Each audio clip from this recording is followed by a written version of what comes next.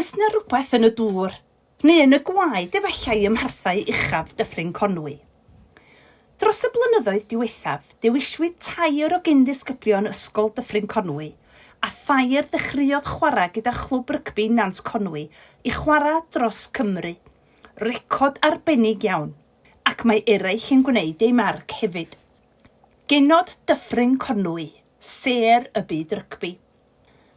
Dyddgu Hwal oedd y cyntaf i gael ei chap, fel eilydd yn ôl yn 2013 yn erbyn Iwerddon, gan greu digon o argraff i gael ei dewis i ddechrau yn erbyn Ffrainc. Hawliodd hi'r Crys rhif 15, Crys y Gemwraig dros y blynyddoedd nesaf, gan ennill 31 cap rhyngwladol cyn ymddeol yn 2019. Sgoriodd sawl cais cofiadwy gan gynnwys yn y buddugoliaethau o 39 i 3 yn erbyn yr Alban ac o 10 i 8 yn erbyn Ffrainc mewn campwriaeth y 6 gwlad yn 2016. Cafodd ei blas cyntaf o rygbi gyda thîm dan 8 Nant Conwy, gan symud i fyny'r oedrana cyn ymuno â Chanarfon, a oedd yn cynrychioliau Gogledd Cymru yn y Cyngrair Cenedlaethol. Daeth i sylw'r pwysigion a bu'n chwarae i'r Scarlets a Hartpury, hynny yn y cyfnod cyn bod contractau proffesiynol ar gael. Roedd gofyn am gryn ymroddiad i gyfuno astudio ac ennill bywoliaeth a theithio milltiroedd lawer i ymarfer y chwarae. Merch ffarm o Taidion ger Padog i'w dyddgu, ond bellach mae'n uwch ddadlethydd mewn addysg ym Mhrifysgol Metropolitan Caerdydd, a dydy hi ddim wedi rhoi ei thraed i fyny ers ymddeol. Adeg cwpan y byd y dynion yr hydref diwethaf, roedd yn un o griw a seiclodd 400 milltir mewn 5 niwrnod ar draws Ffrainc i godi arian ar gyfer canolfan gancr fel Indre. Magwyd Gwynhian Pyrs ar ffarm Tŷ Mawr yng Nghwmeidda. Dim ond milltir fel yr hydar y frân o Daidion. Ni ddechreuodd chwarae rygbi o ddifri tan i dîm dan 18 oed gael ei sefydlu yn Nant Conwy. Cyn hynny, magu, hyfforddi a rhedeg cwn defaid oedd yn mynd ei bryd.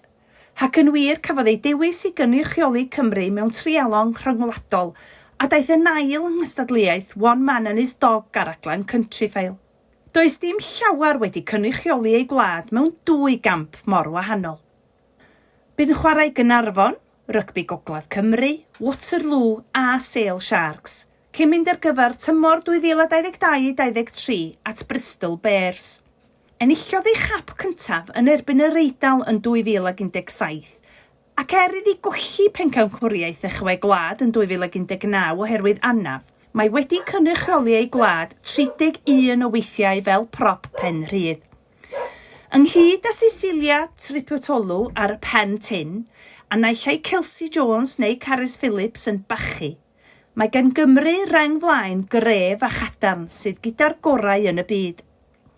Toes dim rhyfedd felly bod Gwenllian yn un o'r genhedlaeth newydd o chwaraewyr sydd wedi derbyn contract proffesiynol.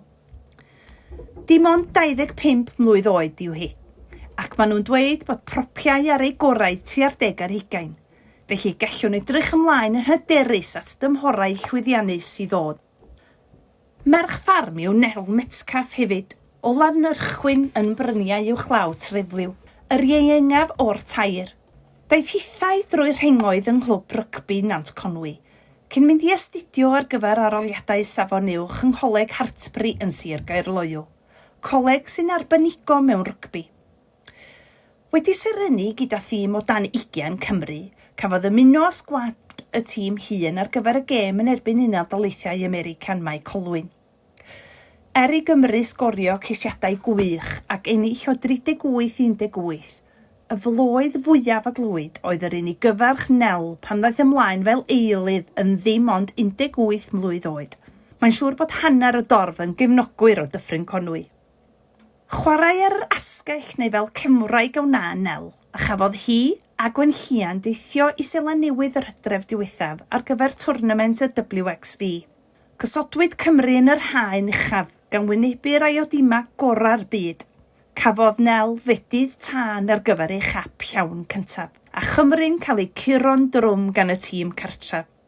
Colli bu'r hanes yn erbyn Canada hefyd, cyn cael gêm agos yn erbyn Awstralia, ond colli eto o 26-19.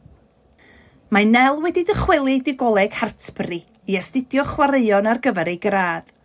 Mae ganddi gyflymdra a doniau ymosod a fydd yn siŵr o sicrhau heddi fel un o ser Merchaid Cymru am flynyddoedd i ddod. A'r lleill? Roedd 2 arall o glwb Nant Conwy efo Nel yn hym 20 Gymru ar daith i Ogledd America'r Haf 2023. Erin Jones ac Alaw Pearce. Mae'r enw'n gyfarwydd. Y 2 yn chwarae yn yr ail reng. Collodd Cymru o drwch blewyn o 28 i 27 yn erbyn yr Unol Daleithiau, ond curo Canada o 39 i 12. Mae Alaw ac enw cyfarwydd arall, Branwen Metcalf, bellach yn fyfyrwyr yng Ngholeg Hartsbury a by'r 2 yn treulio dechrau'r Rhagfyr 2023 yng Ngwlad Tai ym mhencampwriaeth 7 bob ochr y byd i golegau. Cystadleuaeth ddaeth coleg i'r brig.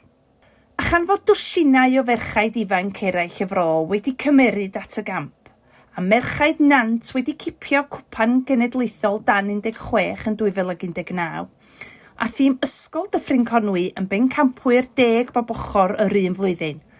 Digon posib y bydd rhagor o Genod Dyffryn Conwy'n parhau i serenu ar y cae rygbi yn y dyfodol.